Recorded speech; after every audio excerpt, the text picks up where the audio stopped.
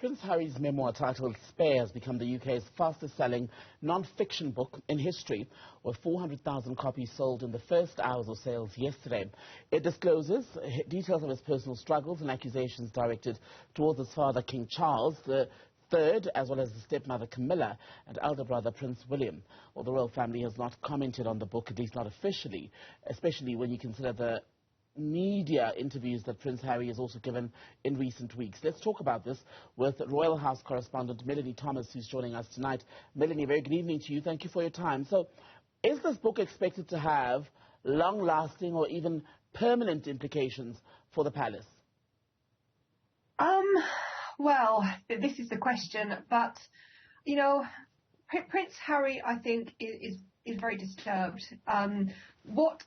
Some of the things that he's put in the book and the things that he said on interview, he's very inconsistent with what he's saying. So that's quite a hard question to answer, because it really rather depends on whether you believe anything that Harry says or whether you are just going to take it with a pinch of salt, because the more he comes on to interviews, the more he discusses his book, the less credible he becomes.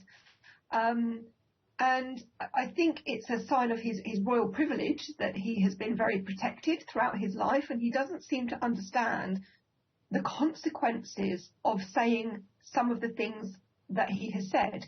For example, in the Oprah interview, he quite openly is on camera accusing a member of the family of making racist comments about the colour, what would be the colour of his son's skin. Both himself and Meghan went on Oprah Winfrey, a huge, it wasn't like a small television programme. That programme was watched by millions and millions and millions of people. To try and then turn around and say in another interview on ITV just a couple of nights ago that neither of them accused the family of being racist, how can you respond to that?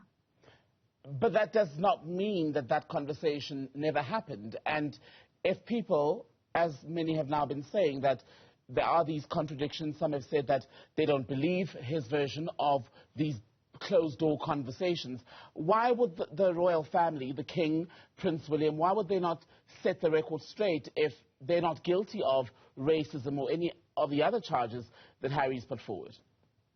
Well, when Harry first came out with these racism accusation claims, William did make a comment. He did come out and say the royal family is absolutely not racist. And I think you need to be very careful. Just because the royal family isn't commenting doesn't make something true. Mm-hmm.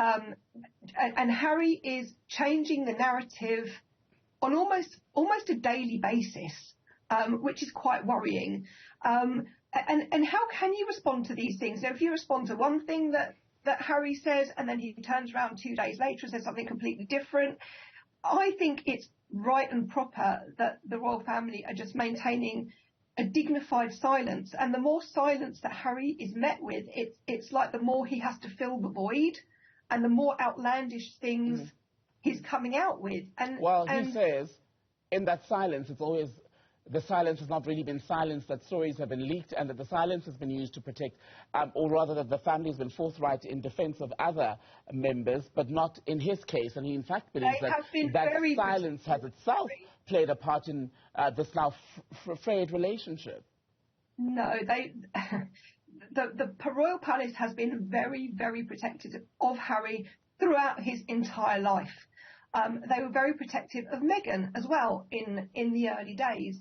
And it's very sad that it's come to this. It is extremely sad that it's come to this. And Harry saying certain things and trying to use the palace's silence as confirmation that everything he's saying is true is very, very skewed, to say the least. The fact that he's come out in his book and said that he's killed 25 Taliban and thinking that's okay and that there will be no repercussions from that.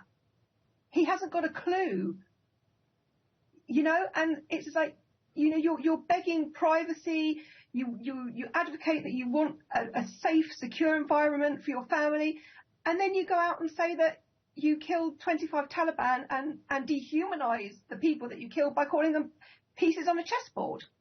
Seriously? You think that doesn't have security implications for yourself and your family? And it does. And is it not possible to hold both him, Harry, accountable for especially the Taliban revelation, and hold the royal family itself and make them speak up and hold them accountable on issues of racism, if indeed there was racism in the family? Especially when you consider just the level of interest among the British public and how split the public it is in that country at the moment, because it is split. The majority of the British public and the majority of the Commonwealth are on the side of the royal family, make no mistake. Harry and Meghan are not popular in the UK. They are not popular in the United States either. So again, the narrative that people are trying to follow, that the royal family is doomed unless Harry comes in to save it, is absolute balderdash. I'm sorry to say. There isn't a 50-50 split in the UK. Oh, half the population are on Harry and Meghan's side. They just aren't. How do you make that calculation? All you have to do is look at the media, look at their opinion poll. There was a YouGov poll that is showing that I think Harry has dipped so far below in the popularity stakes that Meghan's just above him. William and Kate are at the top. The figures when they come out with these polls, it started with Harry and Meghan being fairly popular, and it's just dropped and dropped and dropped. And the more Harry opens his mouth, it plummets again and it plummets again, because even people that were supporting them, I mean, you're looking on news reports, you're looking on Twitter, if you care to look at that platform. Right.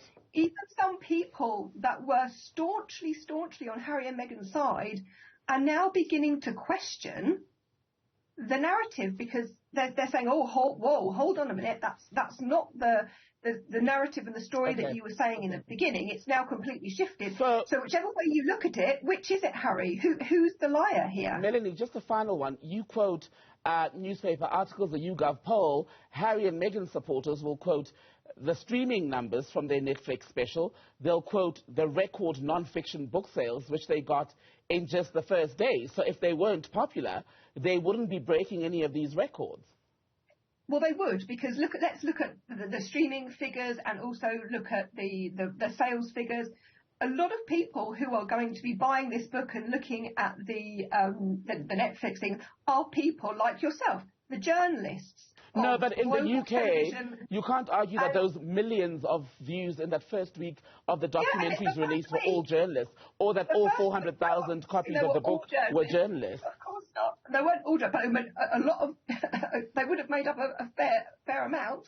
And yes, because everybody was interested to say, what is he going to come out with?